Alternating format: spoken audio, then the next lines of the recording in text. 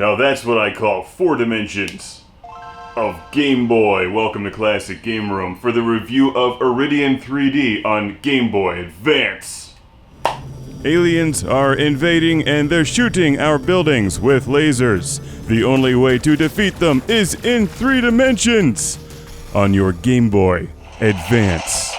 Playing it here on my GBA SP. As you can see, it's like 3D in 2D. So it's not quite 3D, it's like 3D minus 1.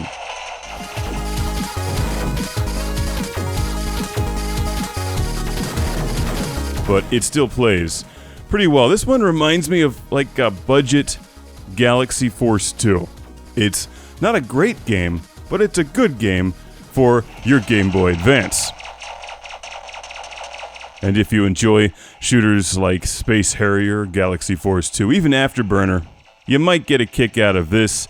It's got some interesting boss battles, actually really good graphics for the Game Boy Advance SP. This game makes the most of its 3D claim, even though it's not really in 3D.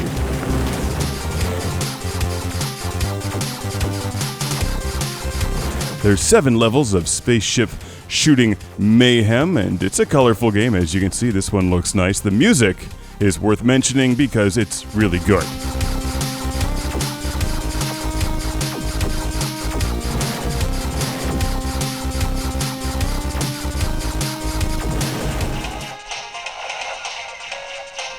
I know that's subjective, but this one's got some catchy tunes. I like the use of color. It's a smooth playing game. Your spaceship looks pretty cool. The only problem is that it's not nearly as good as games like Space Harrier or Galaxy Force 2. Like, it's okay.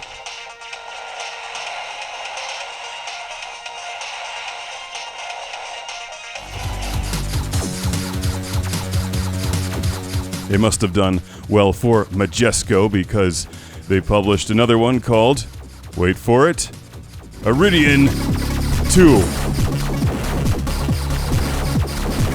It's actually a very different gameplay style. You'll see when I review that one. This one has a password continue system. You pick up weapon upgrades. And like most spaceship shooters, there's a variety of weapons to choose from. The best one in the game is this one, the blue laser, which I don't think you get until the last level. I actually can't get past level 4 without continuing in this game. It's pretty tricky, tougher than it looks, because you really can't hit anything. So the best way to play Iridion 3D is to just shoot everything, or just shoot wildly and avoid everything. That's a better way to put that. Don't actually aim for things. Just try not to get run into, because that takes 3 health points. If you get shot, it's like 1 health point. So like whatever, get shot all day. Just don't crash into anything.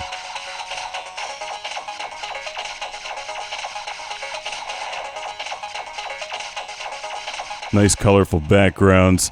The enemy designs are pretty boring for the most part, but some of the boss battles are clever. The first one in particular, I think, looks really good, and the way that you play it, there's a little pattern. You sort of slide around underneath the thing that's trying to crash into you.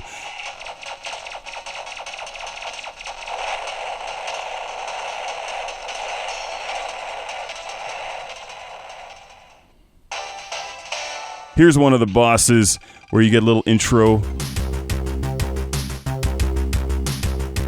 with some cool music, and this guy just basically wiped the floor with me with his rotating flamethrowers of death.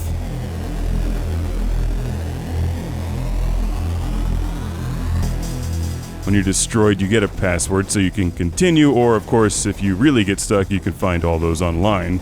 There's the red laser, the blue laser, the green laser, the purple one, the gold one is very good. I don't think you get that until level 3.